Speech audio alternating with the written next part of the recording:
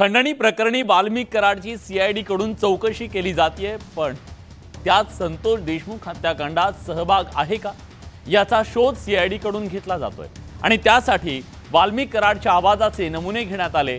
तसंच त्यांचे mobile phone सुद्धा फॉरेन्सिक तपासणीसाठी पाठवले जाणार असल्याची माहिती समोर आली। वाल्मिक कराडच्या आवाजाचे घेतले नमुने, कराडचे 3 फोन तपासणीसाठी पाठवले। खंडणी प्रकरणी आवाजाची चाचणी। खंडणी प्रकरणी तपासाला आता वेग आलाय।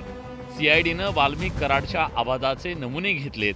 आवाडा कंपनीच्या अधिकाऱ्यांकडे 2 कोटींची खंडणी मागितल्याचा वाल्मिक कराडवर आरोप आहे आणि याच प्रकरणी आता सीआयडीनं वाल्मिकच्या आवाजाचे नमुने घेतलेत। विष्णू चाटे मार्फत वाल्मिक कराडनं खंडणी मागितल्याचा सीआयडीला संशय आहे आणि त्यामुळेच सीआयडीनं विष्णू चाटे तसंच वाल्मिकच्या आवाजाचे नमुने घेतलेत। 2 कोटीच्या खंडणी प्रकरणातील आरोपी वाल्मिक कराड यांचे 3 मोबाईल सीआयडीनं ताब्यात घेतलेत। एवढंच नाही तर ते फॉरेन्सिक तपासणीसाठी सुद्धा पाठवलेत। तर या संदर्भात सुरेश ढसांनी केलेला दावा अत्यंत धक्कादायक आहे।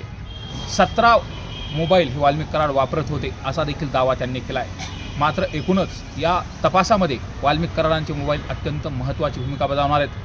आता विष्णू चाटे आणि वाल्मिक कराड यांचं नेमकं काय संभाषण झालं होतं आणि त्यानंतर घडलेले जे गंभीर प्रकारचे गुन्हे आहेत याचं आणि या मोबाईलचं काही कनेक्शन आहे का हे देखील या एकंदरीत मोबाईलच्या तपासातून समोर येणार आहे।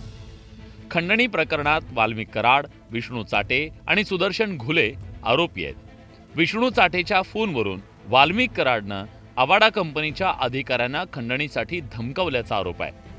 पण चाटेचा मोबाईल फोन अजून सीआयडीच्या हाती लागलेला नाही। तर इकडे कराडचे 3 मोबाईल फोन सीआयडीनं ताब्यात घेतलेत।